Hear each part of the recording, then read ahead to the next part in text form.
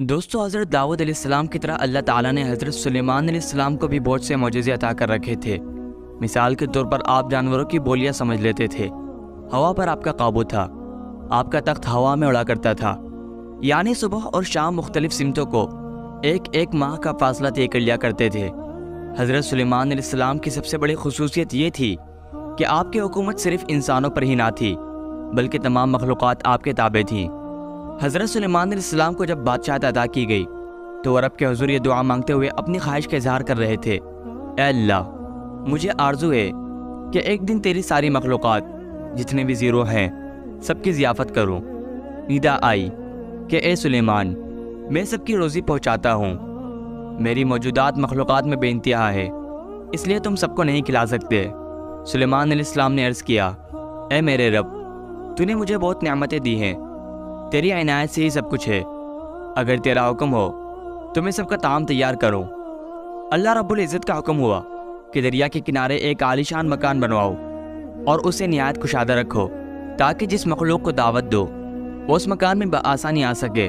حکم خداوندی کے بعد حضرت سلیمان علیہ السلام نے اس عمارت کی تیاری شروع کروا دی، جس کو مکمل ہونے میں تقریباً 1 سال اور 8 مہینے لگ گئے۔ میدان جیسے کشادہ اس مکان میں بافراد کھانے پینے کا سامان و اسباب مہیا کیا گیا۔ کم و بیش 22,000 گائیں ذبح کی گئی اور بہت کثیر تعداد میں دیگیں پکائی گئی۔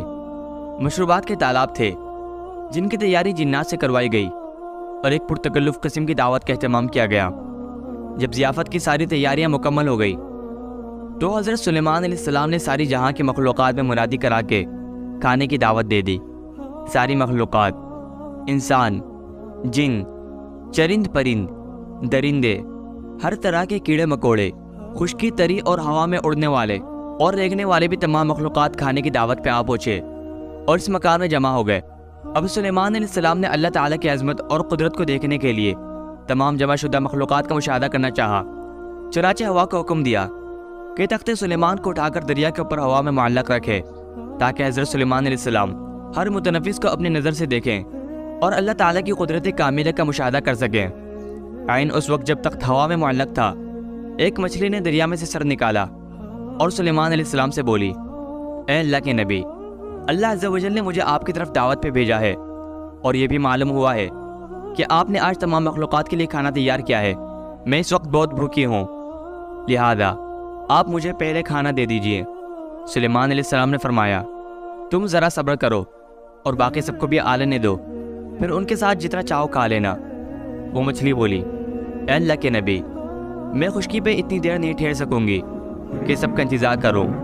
یہ سن کر سلیمان علیہ السلام نے اجازت دیتے ہوئے کہا، اگر تمہارے لیے ٹھہرنا مشکل ہے تو پھر تم کھانا کھا لو اور جتنا تمہارا جی چاہے کھا لو۔ یہ سنتے ہی وہ مچھلی دریا سے نکل کر اس میدان نما مکان میں آئی اور جتنا کچھ وہاں پڑا تھا سارے کا سارا ایک ہی لقمے میں کھا گئی۔ پھر سلیمان علیہ السلام کی طرف مڑی اور ان سے مزید کھانا مانگنے لگی۔ یہ دیکھ کر سلیمان علیہ السلام متعجب ہوئے اور بولے، اے مچھلی، میں نے تمام مخلوقات کے لیے یہ کھانا تیار کیا تھا جو تم نے ایک ہی نوالے میں کھا لیا، کیا اس سے بھی تیرا پیٹ نہیں بھرا جو تو اور کھانا مانگ رہی ہے؟ مچھلی بولی، اے اللہ کے نبی، اللہ تعالیٰ مجھے ہر روز 3 لقمے رزق دیتا ہے اور جو کھانا آپ نے تیار کیا تھا وہ تو سب کا سب صرف ایک ہی لقمہ ہوا، اب مجھے 2 لقمے مزید کھانا درکار ہے، تب کہیں میرا پیٹ بھرے گا۔ میں آج آپ کی مہمانی میں بھوکے رہی ہوں اور اگر آپ اسی طرح باقی مہمانوں یعنی مخلوقات کو بھی کھانا نہیں دے سکے تو آپ نے ناحق انہیں کھانے پہ بلوایا۔ سلیمان علیہ السلام مچھلی کی یہ باتیں سن کر حیرت زدہ رہ گئے، چکر آئے اور ان پر غشی طاری ہو گئی۔ پھر جب ہوش میں آئے تو ندامت سے سجدے میں گر پڑے اور روتے ہوئے کہنے لگے، اے اللہ، میں نے بہت ہی قصور کیا اور تیری درگاہ میں نادانی کی، میں نادان و مسکین ہوں اور اس بات سے ہمیشہ کے لیے توبہ کرتا ہوں، بے شک مجھے اور سارے